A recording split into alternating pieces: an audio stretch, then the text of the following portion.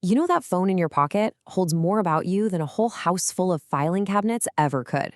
We're talking your photos, your private messages, your location history. It's literally your life digitized. So what happens when law enforcement wants to get inside? I mean, think about it for a second. It's a high-stakes question. Imagine you're arrested and an officer demands you unlock your phone right then and there. Do you have to? Can they just search it without your permission? This has become one of the most critical legal battles of our time.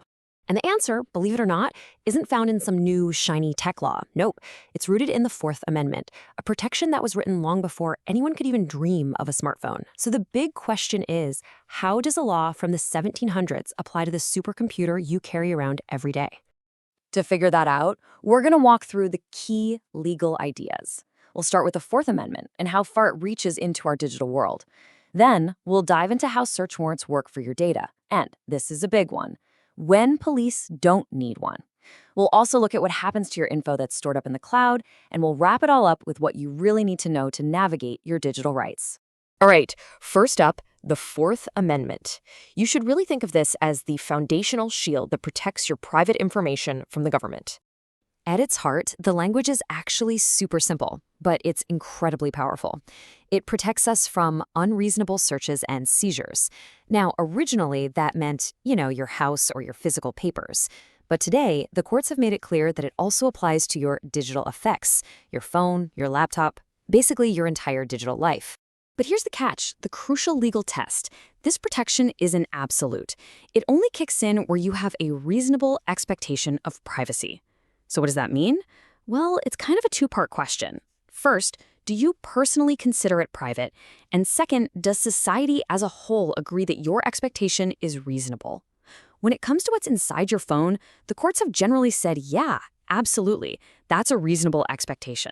But that expectation isn't a guarantee for everything. I mean, look at these examples. If an agent sees something on your screen just by looking over your shoulder in a coffee shop, that's fair game. If you're using a stolen computer, well, no privacy there. Same goes for a work computer where the company has told you they're monitoring it, or, of course, anything you post publicly online. At the end of the day, if you don't treat it as private, the Fourth Amendment probably won't protect it. So, if you do have that reasonable expectation of privacy, the government usually needs one thing: a warrant. Let's break down how that actually works for your digital stuff. Now, getting a warrant isn't just a rubber stamp. Law enforcement has to build a really convincing case. First, they need probable cause, and that's way more than a hunch. They need specific facts that point to a crime and that suggest evidence is on that device. Second, they need particularity.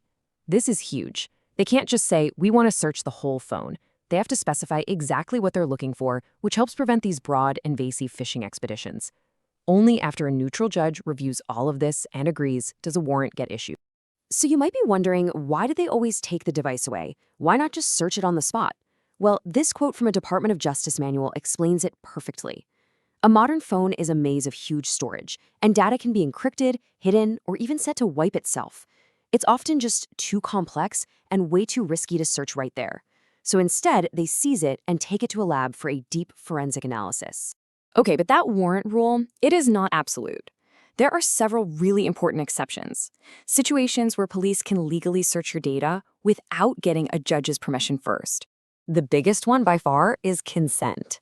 If you voluntarily say yes to a search, you've pretty much waived your Fourth Amendment protection for that specific search. Another huge one is the workplace. If you're using a company phone and they have a clear policy that says they can monitor it, you might have no expectation of privacy. Then you have true emergencies, what the law calls exigent circumstances, where a life might be on the line. And finally, there are border searches, where the rules are just completely different and agents have much, much broader authority. Let's just zoom in on that workplace exception for a second, because who you work for really, really matters. If you're in the private sector, you generally keep your privacy rights, unless your boss has a very clear, explicit policy saying they monitor company devices. But for government employees, the script is often flipped. A simple banner on the login screen warning you about monitoring can sometimes be enough to completely eliminate your expectation of privacy on that network. So far, we've mostly been talking about the data that's physically on your device. But what about all the information you store with other companies? Your emails with Google, your files in Dropbox, your DMs on social media? Well, that's where things get even more complicated. This whole area is governed by something called the Stored Communications Act, or the SCA. And here's the wild thing you need to know about it.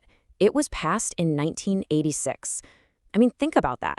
1986. This is before most people had even heard of the internet. And yet, this is the main law that tells police how they can get your data from companies like Google or Verizon today.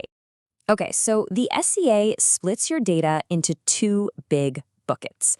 There's content, which is exactly what it sounds like, the actual substance of your conversation, the words in your email. Then there's non-content, or what we usually call metadata. This is the data about your communication, who you emailed, when you called them, from what IP address. And as you can probably guess, the law gives way stronger protection to the content. And this creates a kind of ladder for accessing your data. As you can see here, at the bottom rung, to get basic info like your name and address, police just need a subpoena. To climb up and get more detailed records, like who you've been calling, they need a special court order. But to get to the very top, to the actual content of your recent emails, they need to meet the highest standard, a full search warrant backed by probable cause. Now, this is where that old 1986 law gets really weird. It has this controversial quirk called the 180-day rule. For the first 180 days that an email sits unopened on a server, it's highly protected. It needs a full warrant, but on day 181, that protection just plummets.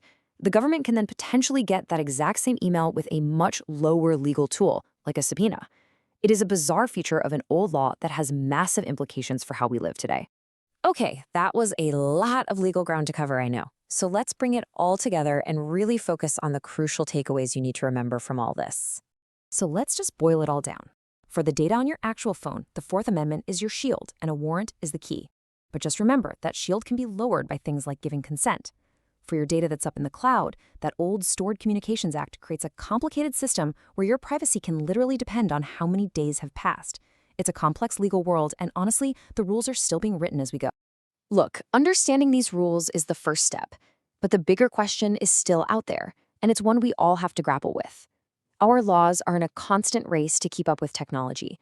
As our phones become these extensions of our own minds, the central challenge is crystal clear. Where do we, as a society, draw the line between security and privacy?